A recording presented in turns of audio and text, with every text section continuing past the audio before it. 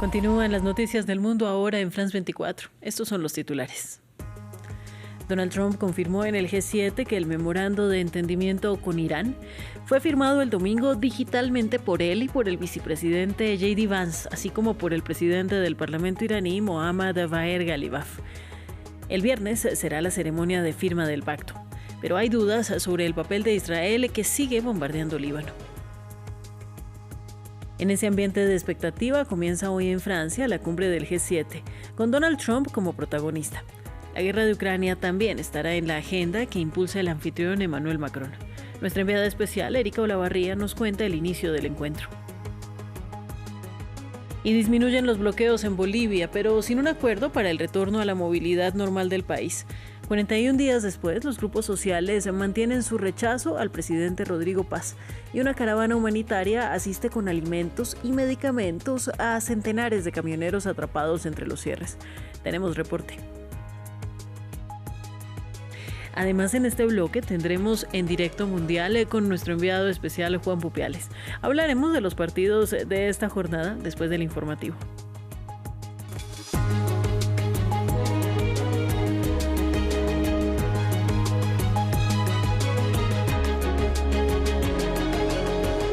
Estas son las noticias. El presidente de Estados Unidos, Donald Trump, confirmó que ya se firmó digitalmente el memorando de entendimiento con Irán. La ceremonia oficial de firma sería el viernes, pero aún quedan muchas dudas sobre lo que vendrá a continuación, como el papel de Israel, que sigue bombardeando Líbano, aunque el cese debería ser parte de lo pactado, o el acuerdo nuclear que se dejó para después. Lo cierto es que el presidente estadounidense se anota una victoria. Este es un documento muy poderoso y yo quiero que sea dado a conocer, posiblemente será así muy pronto. Yo diría que después de algunas ocasiones, después del viernes, porque el estrecho se abre, está abierto ahora, pero se abre completamente, cuando se acaben las minas, pero estamos listos. En Israel, la noticia de un entendimiento preliminar para poner fin a la guerra entre Estados Unidos e Irán no fue recibida favorablemente. Muchos consideran que es necesario seguir con la guerra, en particular contra el grupo Hezbollah en su frontera norte y contra el programa nuclear iraní. Pero Washington, principal aliado de Israel, busca una salida política. Veamos el siguiente informe de Maxime Pluvine. Tras el anuncio del acuerdo preliminar entre Washington y Teherán, los israelíes comparten un sentimiento de frustración. Muchos desconfían de la República Islámica, afirmando que seguirán buscando obtener el arma nuclear. Es un mal acuerdo y Irán no cumplirá el acuerdo. Y de hecho creo que todo esto es una traición tanto al pueblo iraní como al pueblo israelí, porque aquí solo importan los intereses estadounidenses y también está el tema de la relación con Israel. Este es el peor acuerdo que se podría haber hecho. En marzo, el 80% de la población israelí era favorable a la guerra a ultranza contra Irán y Hezbollah, pese a los llamados a la calma del aliado estadounidense. Creo que los iraníes están firmando este acuerdo porque necesitan un salvavidas. Lo único que les preocupa es su propia supervivencia. No creo que hayan renunciado a sus ambiciones nucleares. Israel no está comprometido con este acuerdo. Israel es un país soberano. En primer lugar, nos preocupa destruir a Hezbollah en el Líbano, por el bien del Líbano y de toda la región, y creo que Estados Unidos entiende eso. A pesar de las discrepancias entre Donald Trump y Benjamin Netanyahu, algunos defienden la visión del presidente estadounidense, que hasta ahora no abordó el tema del programa nuclear iraní, un punto hasta ahora no negociable para Teherán. No creo que Israel haya salido perdiendo con este acuerdo. Creo que Trump ha reflexionado muy bien sobre toda esta situación, que tiene sus propios motivos detrás de este acuerdo, y pienso que a veces Israel necesita dar un paso atrás y dejar que Trump tome el control de todo este proceso. El fin del conflicto con Irán y el actuar de Israel en Líbano y Gaza son temas clave para el primer ministro israelí, que debe enfrentar elecciones legislativas para su futuro político y 16 años no consecutivos en el poder. Las perspectivas para Medio Oriente prometen ser uno de los temas centrales en la cumbre del G7 que empieza en los Alpes franceses este lunes, con países invitados como Qatar, Siria, Brasil o Ucrania. Durante este encuentro, los líderes y el anfitrión, el presidente francés Emmanuel Macron, quiere avanzar en una agenda con múltiples puntos. pero debe conciliar con la imprevisibilidad de Donald Trump. Nuestra enviada especial, Erika Olavarría, nos habló del regreso del mandatario a este escenario diplomático. La verdad que los miembros del G7 están bastante optimistas, ya que Donald Trump recibió esta buena noticia, este acuerdo con Irán el día además de su cumpleaños, tuvo esa fiesta y luego ha llegado a Francia. Sabemos que a él no le gustan este tipo de cumbres y por lo mismo Francia hizo varias concesiones o modificaciones. Por ejemplo, debía comenzar ayer domingo, pero se cambió a hoy para que él pudiera celebrar su fiesta en la Casa Blanca. Y luego hay temas que se han dejado fuera, como la ayuda al desarrollo y el cambio climático, que sabemos no le gustan al presidente Donald Trump. Y ahora con esta noticia se espera que él sea más simpático, se quede hasta el final, no como fue el caso el año pasado en Canadá. Sin embargo, también ha habido un poco de desconcierto de parte de Francia, sobre todo ya que en entrevistas con medios estadounidenses, Donald Trump venía nuevamente a la carga amenazando al vino francés con unas tarifas aduaneras del 100% si Francia y la Unión Europea no eliminan los impuestos a las empresas de la tecnología, las famosas GAFA. Así que se cree que puede ser un poco más previsible, se cree y se ha tratado de que tenga pocas interacciones. No, por ejemplo, va a estar en el mismo hotel que los otros invitados. Se le ha dado el gusto en todo para que participe, pues a Francia y al G7 le interesa la participación de Donald Trump. Lo recordaba Emmanuel Macron en una entrevista que daba hoy con la prensa francesa, de que hay otros temas también que le interesan. Dice: yo no soy rencoroso, no estoy enojado porque él se haya ido a mitad del G7 el año pasado, algo que justamente sobre todo perjudicó al presidente francés, pero dice, bueno, esperemos que se quede hasta el final, lo necesitamos para otras conversaciones como es Ucrania. Sobre todo el presidente Zelensky ha vuelto a pedir a los países del G7 que presionen a Donald Trump para que a su vez medie frente a Vladimir Putin. Lo necesitan también para hablar de los temas económicos, que son el origen del G7, sobre todo de ese desequilibrio macroeconómico del que habla el presidente Emmanuel Macron, las tarifas aduaneras de Estados Unidos, China, que exporta demasiado pero que no ha relanzado su demanda interna, y la Unión Europea, que carece de inversiones, que tiene muchas reglas según el presidente Emmanuel Macron, y que eso es un peligro para él. Vamos a un cambio de tema. El gobierno español ha recibido unas 900.000 solicitudes de inmigrantes indocumentados que buscan regularizar su situación en el país bajo un programa que inicialmente preveía apenas 500.000 de solicitudes. El Ministerio de Migraciones lleva adelante la medida con el objetivo de integrar a las personas indocumentadas en el mercado laboral formal. España se ha mantenido abierto a la inmigración incluso mientras otras naciones europeas cerraban sus fronteras.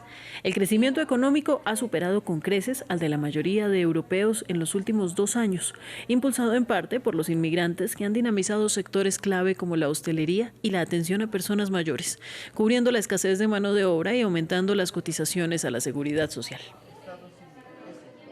Y otro tema: Reino Unido prohibirá el acceso a las redes sociales a los menores de 16 años, según anunció este lunes el primer ministro Keir Starmer. El gobierno británico aseguró que la medida permitirá proteger a los niños y adolescentes ante contenidos nocivos y el uso excesivo de las pantallas. Una regulación similar ya fue adoptada por Australia, Brasil y Canadá.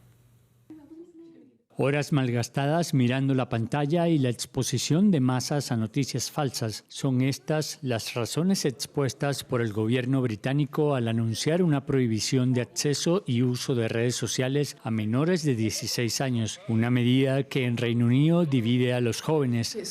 Me parece bien porque tengo la impresión de que la infancia de la gente se está desdibujando. La gente ya no mira dibujos animados, ya no sale, se queda sentada en la cama viendo TikTok. Y creo que eso también afecta a su salud mental.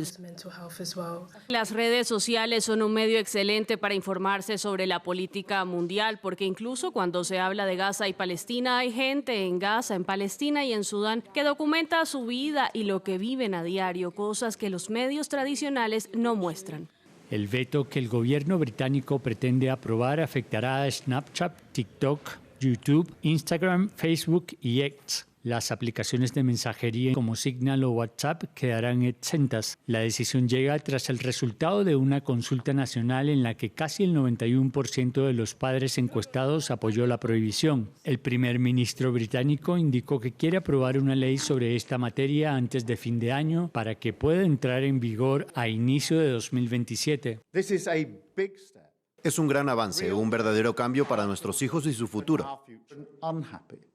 Las redes sociales hacen infelices a los niños, facilitan el acoso y los abusos contra ellos. Incluso pueden perjudicar su salud mental al exponer a contenidos peligrosos, ya que eso es lo que capta la atención. Están diseñadas para crear adicción.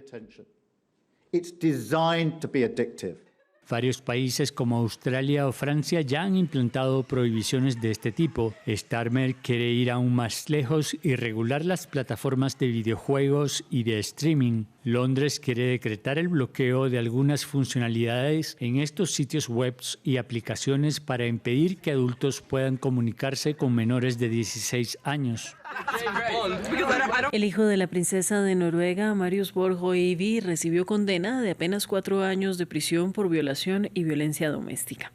El Tribunal del Distrito de Oslo dictaminó que Hoivi, de 29 años, quien se unió a la familia real cuando su madre Mette-Marit se casó con Håkon en 2001, era culpable de 2 cargos de violación, uno de ellos en el sótano de la casa del príncipe. Sin embargo, fue absuelto de otros 2 cargos de violación. La fiscalía, que solicitaba 7 años y 7 meses, afirmó que las 4 mujeres que lo acusaban, tanto en los casos probados como en los no probados, estaban inconscientes o incapacitadas para resistirse tras asistir a fiestas. Y en América Latina, Bolivia amaneció este lunes con una disminución pronunciada en la cantidad de bloqueos. Si bien la conflictividad social y el desabastecimiento de algunos productos básicos se mantiene, la estrategia del presidente Rodrigo Paz parece comenzar a encontrar algunas respuestas. Nuestro enviado especial a La Paz, Martín Bustamante, nos amplía desde esa ciudad. En el día 46 del conflicto social que afecta a Bolivia, los bloqueos disminuyen a 52. Días atrás, la cantidad de cortes llegó a superar la cifra de 100 interrupciones. Ahora la Administración Boliviana de Carreteras está trabajando para limpiar los obstáculos y retomar la circulación de vehículos en estas rutas. El presidente Rodrigo Paz festejó esta caída de la cantidad de bloqueos y afirmó en sus redes sociales que es el resultado del diálogo, pero diversos actores del sistema político y también analistas sostienen que se trata de una estrategia de desgaste que apunta al agotamiento de los manifestantes, quienes desde hace más de un mes sostienen estos bloqueos día y noche. Este abordaje de la conflictividad social por parte del gobierno se da en detrimento de lo que reclama el sector político liderado por el ex candidato presidencial Jorge Tuto Quiroga, quien exige la aplicación del estado de excepción para liberar las carreteras. Vale la pena también aclarar que más allá de lo que ocurra con el curso de los bloqueos, este conflicto sigue latente porque los motivos que le dieron origen no encuentran por ahora una solución. Mientras tanto, aquí en La Paz continúa el desabastecimiento de productos fundamentales.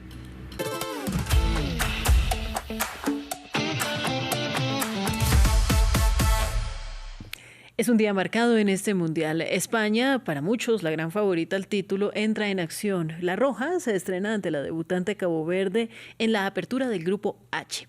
Vamos a conocer cómo avanza ese encuentro de la mano de nuestro enviado especial en Los Ángeles, Juan Popiales. Saludo para ti, Juan. ¿Cómo va el partido?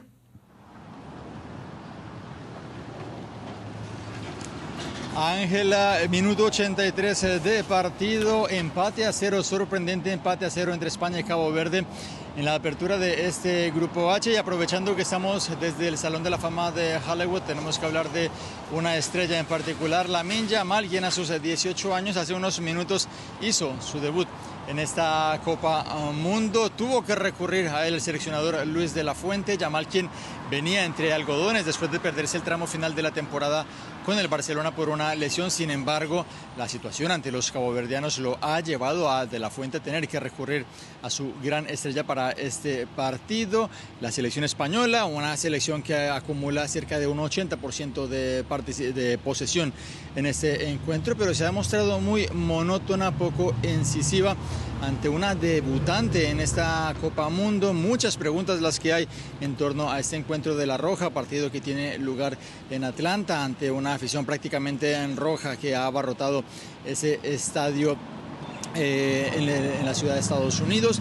La selección española, que como lo bien señalabas, es para muchos la gran aspirante para esta Copa Mundo, es la campeona de Europa, y en caso de empatar ese partido se complicaría mucho un camino que para este grupo en particular, para este grupo H, la segunda clasificada de este grupo se mediría contra la primera del grupo de Argentina. Tenemos que hablar también del otro duelo que tenemos en este grupo H, ese partido entre Arabia Saudita y Uruguay, partido que tendrá lugar en Miami, el Miami que va a estrenar ese poderoso estadio aquí en esta Copa Mundo.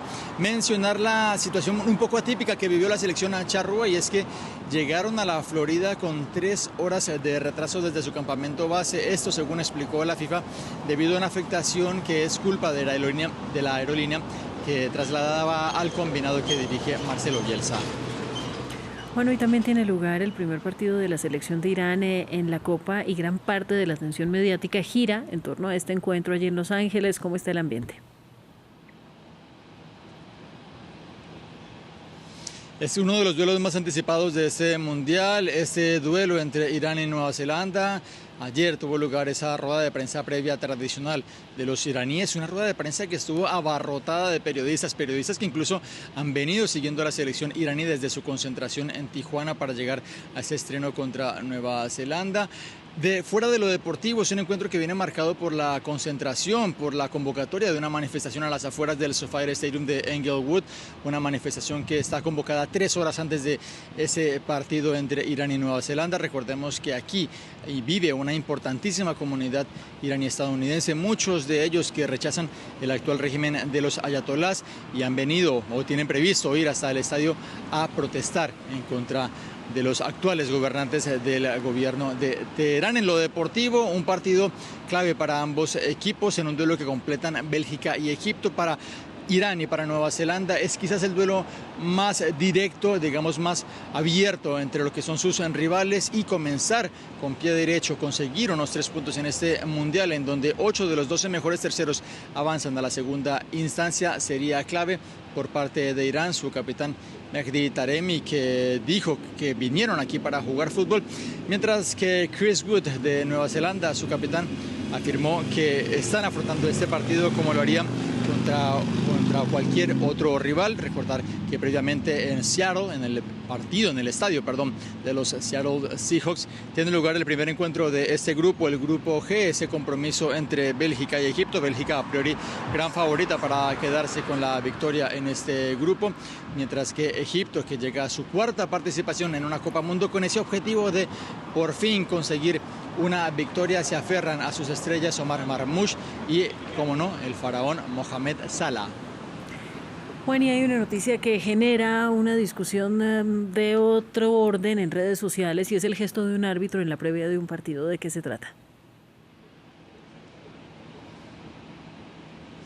Es el gesto que protagonizó el árbitro australiano Sean Evans, árbitro del VAR, del videoarbitraje, en esa presentación que se hace de los encuentros, esa presentación del cuerpo arbitral que se hizo en ese compromiso entre Alemania y Curazao. Este árbitro que fue captado en cámara haciendo un gesto que ha generado mucha polémica. Es el gesto al revés, ok, es decir, estamos hablando de este gesto posicionado de esta manera con la mano, un gesto que desde el 2019 para la Liga Antidifamación, la ADL por sus siglas en inglés, se identifica como un símbolo de la supremacía blanca dentro de algunos círculos de la extrema derecha. Esto ha llevado a que incluso algunas asociaciones incluso cercanas a la UEFA hayan pedido que este árbitro no continúe trabajando en esta Copa Mundo. Sin embargo, es mucho el revuelo que hay, porque incluso la propia Liga contra la Difamación reconoce que todo gira en torno al contexto en el que se dé